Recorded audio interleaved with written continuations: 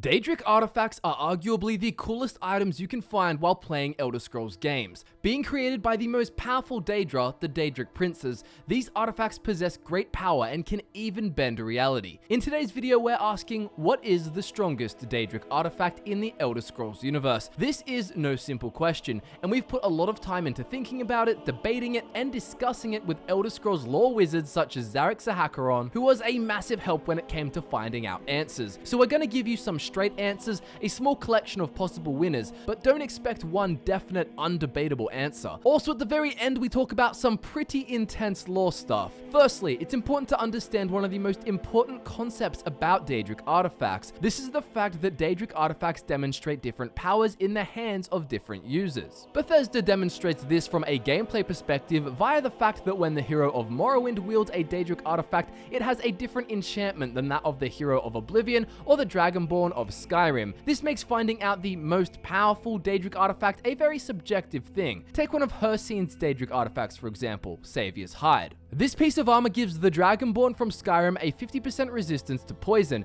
and a 15% resistance to magic. But if you rewind, almost 20 years actually, to the events of Elder Scrolls Battlespire, you actually find yourself able to use Savior's Hide to negate the power of the Daedric Prince of Destruction, Mehrunes Dagon. You then use his true name along with a weapon of his own power to blast him into meaty little chunks. Being a Daedra, he won't truly die, but you get the idea. Savior's Hide was incredibly powerful when wielded by the hero of Battlespire. Not only do Daedric artifacts have different powers depending on the wielder, but they're also intelligent in the sense that they also make sure the wielder is worthy. If you're not worthy anymore, the Daedric artifact reacts by sinking back into the waters of Oblivion, back to the Daedric Prince it belongs to, ready to be handed out again. This explains why you're able to find the Daedric artifacts in each Elder Scrolls game, as they're not able to be kept by mere physical possession by the hero of each Elder Scrolls game. So if they're hard to keep hold of, and the effect changes all the time, how are we supposed to determine which is the most powerful? Well, in some ways you could argue that you cannot figure it out, because in Elder Scrolls 6, Wabbajack might surprise us and be used to achieve immortality and time travel.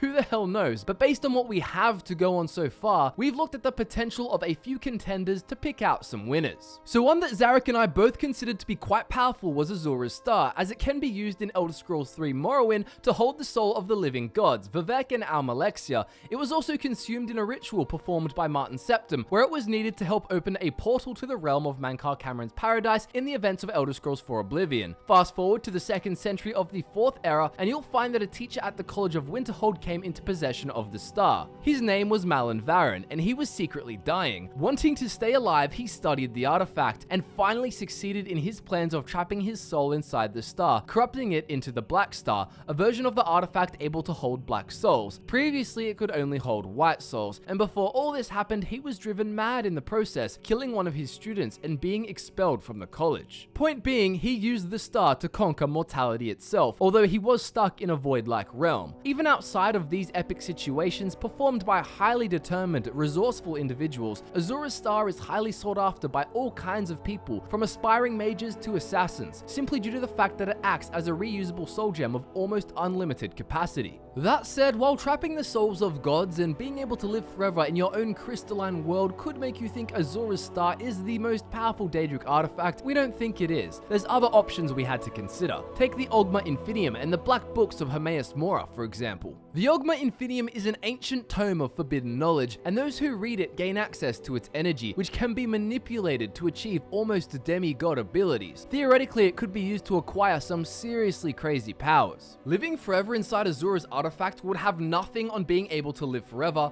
and also fly effortlessly through the skies and shapeshift into a dragon.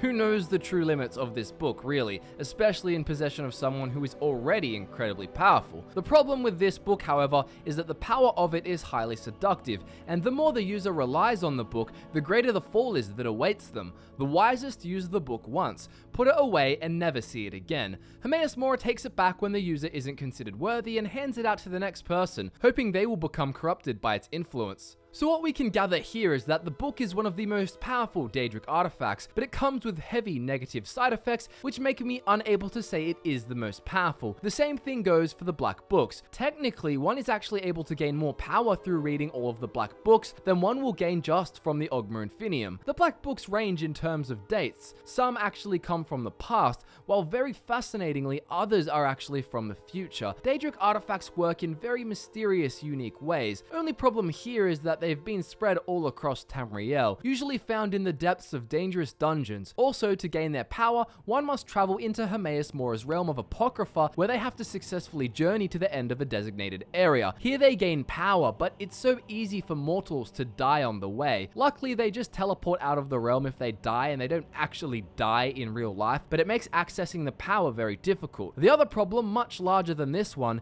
is that reading the Black Books tends to drive you insane. This means that not only would one have to have an invincible mind, but they'd also need to have the ability to navigate their way through Apocrypha and survive, and they'd need to survive in real life in the dangerous dungeons which hold these books, and they'd have to be able to track them all down without dying and losing their minds in the process. So theoretically, if someone wanted to argue that the Black Books are the most powerful, I'd at least say they have a point, but because of the near impossible nature of locating them all and using their power, we should probably move on to other possibilities. What about the Skeleton Key, Umbra, and Nocturnal's Cowl? Let's talk a little bit about Umbra. This Daedric artifact materializes itself as a bladed weapon, and was created by Clavicus Vile by an ancient witch with the sole purpose of entrapping souls from the mortal world for this Daedric prince. Eventually, the sword took on a life of its own though, and anyone who finds the sword and decides to wield it will eventually become controlled by it. They will change their name to Umbra as it slowly seeps into their mind and possesses them. Take the farmhand girl from Oblivion who ends up becoming a stupidly powerful boss, for example. Anyways, to shorten a really long story which you can read more about in the book The Infernal City by Greg Keyes, this is what happens with Umbra, which really shows its power. The champion of Cyrodiil retrieves the sword for Clavicus Vile and returns it to him against Barbas's wishes. After arriving in Vile's realm, the sword continues to take on a life of its own and escapes, cutting away some of the prince's power for itself. Now this is incredibly significant. Umbra literally wounded a Daedric prince,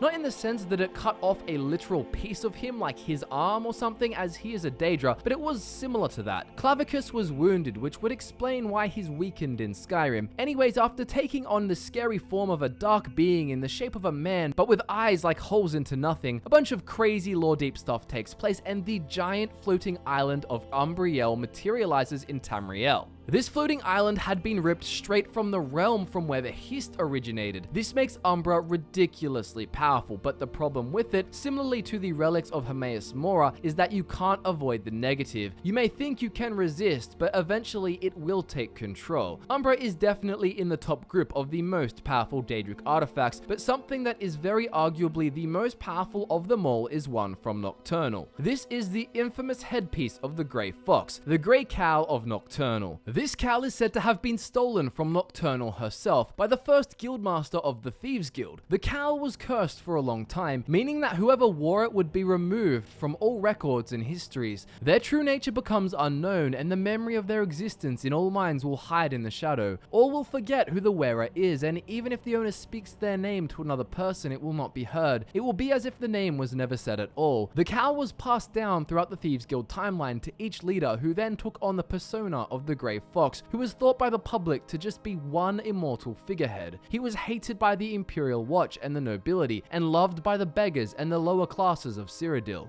In the events of Oblivion, however, an Elder Scroll was stolen and used to rewrite history to remove this curse. This meant that Umbranox, who was the current Grey Fox, was able to regain his identity as the Count of Anvil, and the cowl was then passed to a new guild master, the Player. But why is this relic so powerful? Well, even without its curse, the Grey Cowl is still able to separate the Player into two forms, the Player and the Grey Fox. As the Grey Fox, all the Thieves Guild members instantly praise the Player as Guildmaster. Take off the cowl in front of them, so complete is the power that they just accept that they aren't talking to the Grey Fox anymore, and they are now talking to the Master Thief, who is a trusted ally of the Grey Fox. You can stand in front of a town guard and put on the cowl. Instantly, they run up to you with intent to arrest the legendary leader of the Thieves Guild. If you take off off the cow before they reach you though, they'll look at you confused, forgetting why they ran up to you in the first place. Even though the player's Grey Fox form is always hated by the law with the punishment of death for being caught, any extra crimes the player commits causes the Grey Fox to acquire that bounty instead of the player. This means that both lore-wise and mechanically, the Grey Cow of Nocturnal is probably the strongest Daedric artifact. You could literally do whatever you want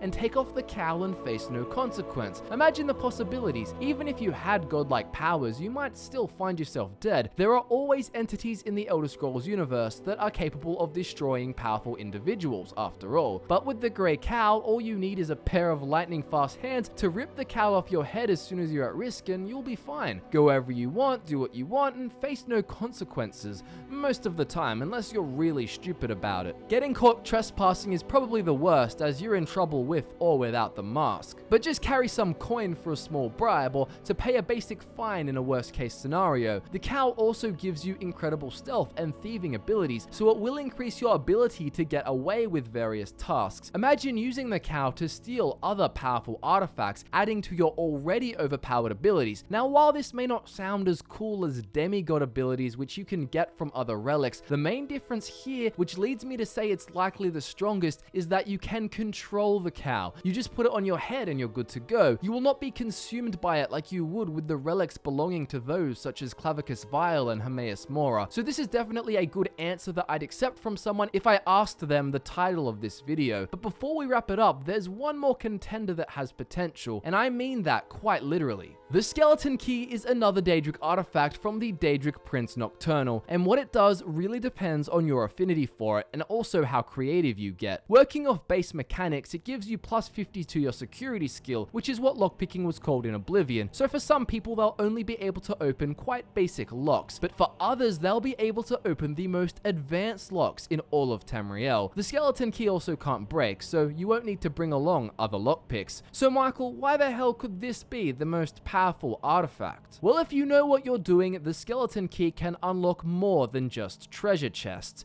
It can also unlock your own internal potential and other external areas such as portals to various realms in the Elder Scrolls universe. Realms that you could find other powerful things in. So in order to gain the full power of the Skeleton Key, you need to be blessed by the Evergloam like Mercer was. The Evergloam is Nocturnal's realm, and the portal to this realm is called the Ebon Mere, which is what you see in the Thieves Guild questline when Nocturnal appears to talk to you. The blessing, in combination with his thieving talents and the Skeleton Key, is probably what allowed him to unlock stealth abilities beyond his wildest dreams. He unlocked his potential as a thief. In Skyrim, however, you only receive the blessing after you return the Skeleton Key, in which case you aren't able to use the key alongside the blessing. But in theory, if you were able to get the blessing and then somehow steal the key again, you'd be able to unlock your own potential. So a regular mage could become a very powerful spellcaster, and a normal swordsman could become a Grand Master. Again, however, this shares a problem with the Black Books of Hermaeus Mora. It's just so unlikely to pull it off. Also, it doesn't give you the most overpowered abilities. As Dragonborn, you kind of just killed Mercer, although you did have help to pull it off. The powers of the Skeleton Key don't end there though. Things can get way more intense if you think about the external unlocking possibilities. By being able to go places where mortals can't normally go, you could do all kinds of things. You would need a ridiculous amount of foreknowledge, and you'd have to know where all the right spots are, but it's possible. You could potentially slip into the Etherean Crux and go to Lig like Mankar Cameron did when he made himself Dragonborn by dealing with the Magna Gi. Now, just to break down that sentence, the Etherean Crux is a material plane between Aetherius,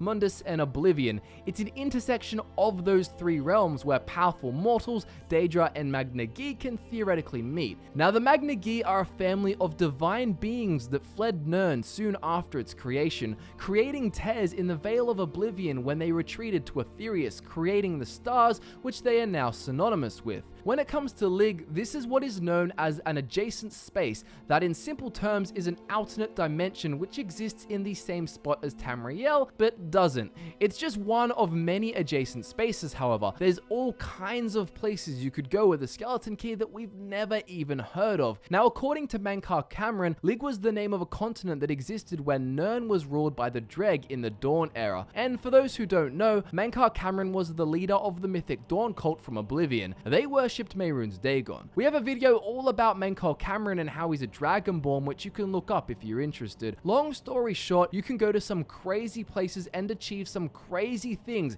if you're a 1 in a million kind of person and have the skeleton key and the blessing from the Evergloam. And there you have it, guys. The strongest Daedric artifact is the Grey Cowl of Nocturnal from a realistic perspective, if one exists, but the skeleton key likely takes the crown if some incredibly unlikely, near impossible things take place. Funny how Nocturnal's artifacts are the best. Subscribe to Fudge Muppet for more videos like this, and also check out Zarek's channel if you're interested in some really deep, awesome Elder Scrolls lore content. Social media links are in the description. My name is Michael, and I look forward to nerding out with you again very soon.